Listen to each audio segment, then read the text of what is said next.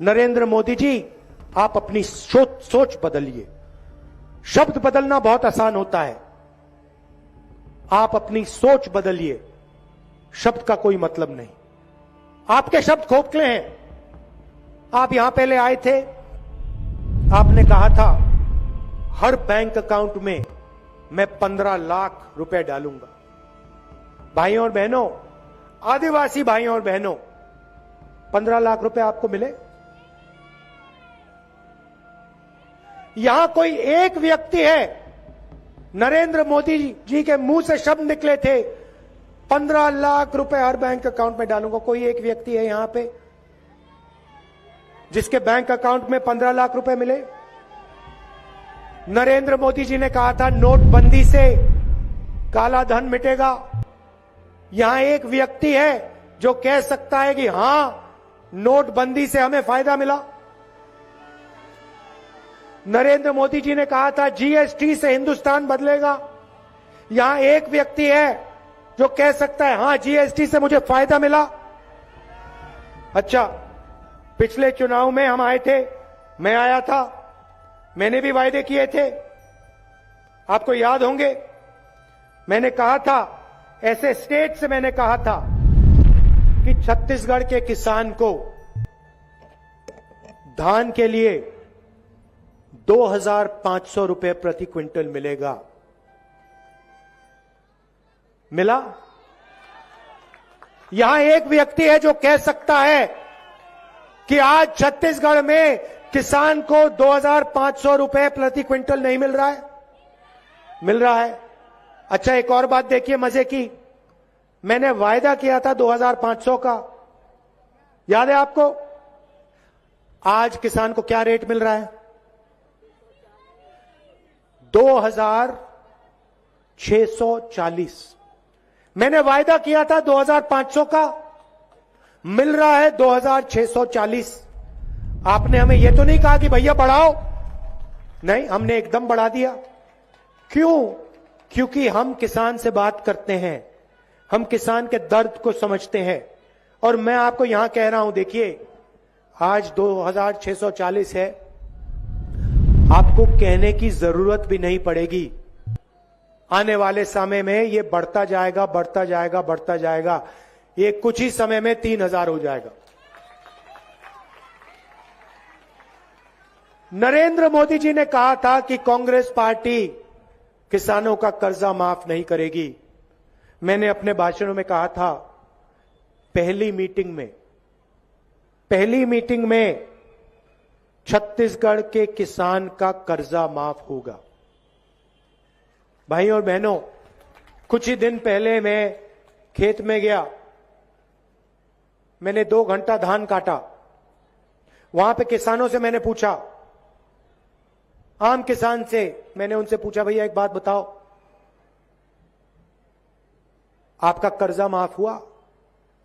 मुझे कहते हैं, राहुल जी आप क्या कह रहे हो, मेरा कर्जा माफ हुआ जो मैं सपना भी नहीं देख सकता था।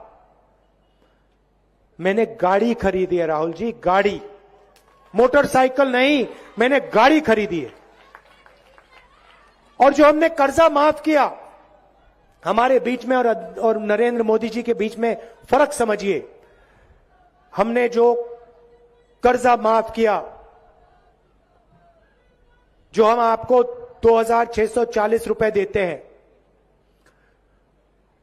वो पैसा कहां गया? हमने किसान का कर्जा माफ किया, किसान ने वो पैसा अपने गांव में खर्च किया।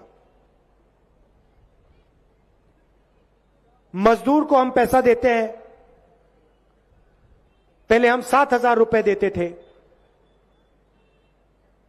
चुनाव के बाद हम 10,000 रुपए देने जा रहे हैं। मजदूर और किसान को जो हम पैसा देते हैं, मजदूर और किसान उसके पैसे को गांव में खर्च करता है।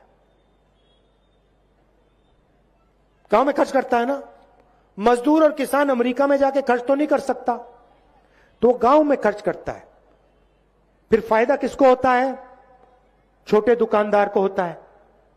किसान जाता है, कपड़े खरीदता है, बिस्कुट खरीदता है, बच्चे के लिए चॉकलेट खरीदता है, फायदा छोटे दुकानदार को होता है।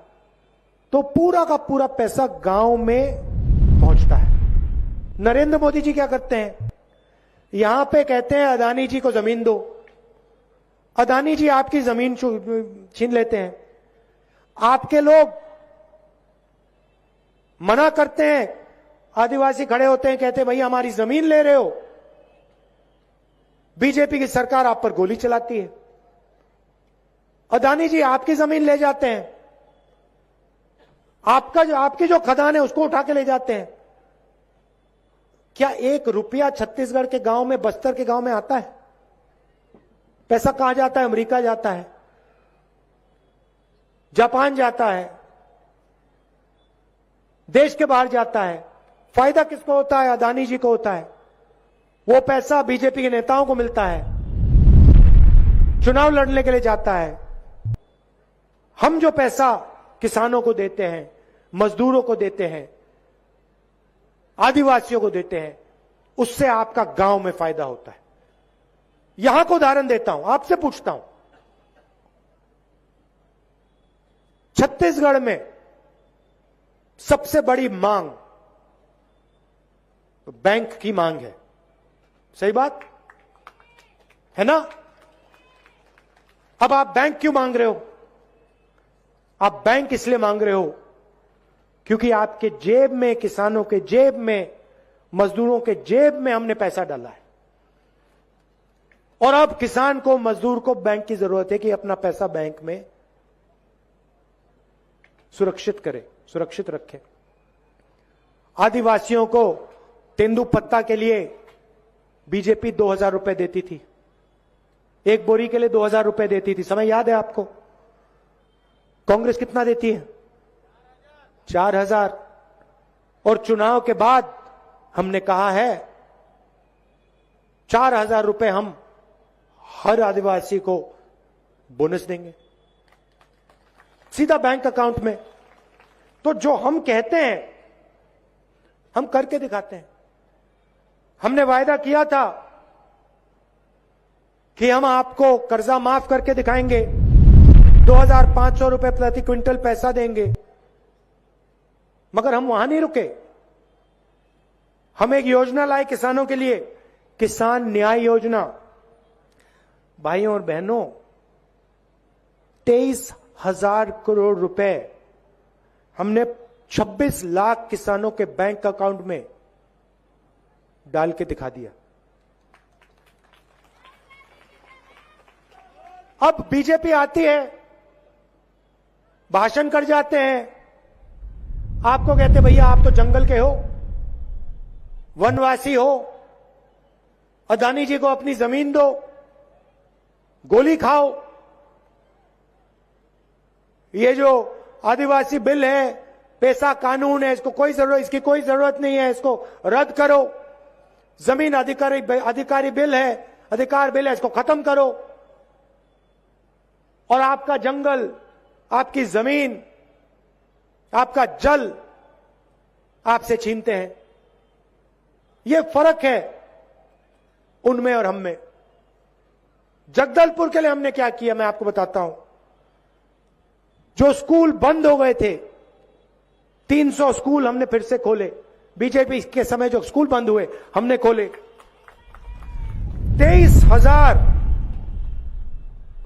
23,000 लोगों की जमीन हमने उनको वापस दी।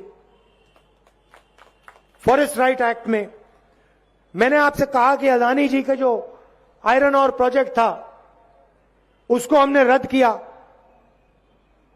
रूरल इंडस्ट्रियल पार्क खोले, 10 कारखाने हमने खोले हैं, 8 स्वामी आत्मानंद स्कूल हमने आपके लिए खोले हैं, जिसमें आदिवासियों के बच्चे अंग्रेजी सीख रहे हैं। अच्छा, बीजेपी के लोग कहते हैं हिंदी सीखो, छत्तीसगढ़ी मत सीखो, अंग्रेजी मत सीखो। हम कहते हैं हिंदी की जगह है, छत्तीसगढ़ी की जगह है, अंग्रेजी की भी जगह है। क्यों? छत्तीसगढ़ में किसी से बात करनी है, छत्तीसगढ़ी में बोलो। हिंदी में बात करनी है, यूपी में जाना है, हिंदी का प्रयोग करो। बिहार में जाओ, दिल्ली जाओ, हिंदी में बात करो। देश से बाहर किसी से बात करनी है, कंप्यूटर चलाना सीखना है, गूगल पे सर्च करना है, कॉल सेंटर में काम करना है, यूनिवर्सिटी प्रोफेसर बनना है, अंग्रेजी। अब आदिवासी बच्चा अगर कल कोई इंटरनेशनल बिजनेस खोलना चाहे, अमेरिका में अपना माल बेचना चाहे, तो उसको अंग्रेजी की जरूरत पड़ेगी। अंग्रेजी के बिना वो काम ही नहीं कर सकता। इनकी सोच है कि आदिवासी अंग्रेजी ना सीख जाए। अगर अंग्रेजी सीख जाएगा तो जो आज हमारे बच्चों को नौकरी मिल रही है, कल आदिवासी बच्चा ना ले जाए। इसलिए कहते हैं आदिवासियों को अंग्रेजी नहीं सीखनी चाहिए। भाई और बहनों, ये आपको जंगल में रखना चाहते हैं, इसलिए आपको वनवासी कहते हैं। और फिर दूसरी बात, आपको कहते हैं आज जंगल में रहो, और फिर जंगल को खत्म कर रहे हैं। पूरे देश में जंगल अदानी को दे रहे हैं। तो अगर बीजेपी की सरकार रही, आज से 15 साल बाद आपसे कहेंगे भैया आप तो जंगल के हो, मगर जंगल ही नहीं है, जंगल गायब हो गया। जाओ अब शहरों में जाके भीख मांगो, शहरों में जाके मजदूरी करो। यह भविष्य है इनके दिमाग में आपके लिए। हम कहते नहीं, स्वामी आत्मानंद स्कूल में आदिवासियों के बच्चे अंग्रेजी पढ़ें, कॉल सेंटर में अंग्रेजी सीखें और कॉल सेंटर में काम करें, विदेश की कंपनियों से व्यापार करें, आदिवासी बच्चे विदेश में जाके बिजनेस करें। इसलिए हम अंग्रेजी स्कूल खोलते हैं। इसलिए हम आपसे कहते हैं, बीजेपी वालों की बातों में मत आओ, हिंदी सीखो, अंग्रेजी सीखो, छत्तीसगढ़ी सीखो। अच्छा, आखिरी बात, आप बीजेपी के किसी भी नेता से अगली बार पूछना, भैया आप हमें कह रहे हो कि हमें अंग्रेजी नहीं सीखनी चाहिए, आप हमें कह रहे हो कि हमें हिंदी नहीं सीखनी चाहिए, आप हमें एक बात बताओ, आपके जो बच्चे हैं वो अंग्रेजी पब्लिक स्कूल में, इंग्लिश मीडियम स्कूल में पढ़ते हैं या हिंदी मीडियम स्कूल में पढ़ते हैं? सारे के सारे बीजेपी के नेता के बच्चे इंग्लिश मीडियम में पढ़ते हैं भाई और बहनों, और वो चाहते हैं कि गलती से भी आदिवासी बच्चा अंग्रेजी ना सीख जाए, क्योंकि वो जानते हैं कि अगर आदिवासी बच्चे अंग्रेजी सीख जाएं तो आदिवासी दूसरा सपना देखना शुरू कर देंगे। आदिवासी बच्चे पायलट बनने की कोशिश करेंगे, इंजीनियर बनने की कोशिश करेंगे, डॉक्टर बनने की कोशिश करेंगे, कंप्यूटर चलाना सीखेंगे, और ये नहीं चाहते कि आपके बच्चे ये काम करें। इसलिए इन्होंने ये शब्द वनवासी निकाला है। और मैं बता रहा हूं आपको, ये जो इनका शब्द है ना, इस शब्द को कांग्रेस पार्टी मिटा के दिखा देगी। ये बीजेपी के लोग, आप देख लेना, बीजेपी के लोग में वनवासी बोलने का दम नहीं रहेगा। मिटा देंगे इस शब्द को हम हिंदुस्तान से। ये आप आदिवासी हो, आदिवासी रहोगे, और ये देश का जल, जंगल और जमीन, उस पर आपका हक रहेगा। जल का फायदा, जंगल का फायदा, जमीन का फायदा आपको मिलेगा। हम आपके साथ खड़े हैं, 1 इंच पीछे नहीं हटेंगे। चाहे वो अदानी की मदद करें, चाहे किसी और उद्योगपति की, आपकी जमीन लेने से पहले आदिवासियों से परमिशन लेनी पड़ेगी। आप सबका दिल से धन्यवाद। कांग्रेस पार्टी का समर्थन कीजिए। तेजी से छत्तीसगढ़ में प्रगति हो रही है और तेजी से प्रगति होगी। धन्यवाद। जय हिंद। बहुत बहुत धन्यवाद। मत पूछिए इनका कारोबार क्या है, मोहब्बत की दुकान खोलनी उन्होंने नफरत के बाजार में।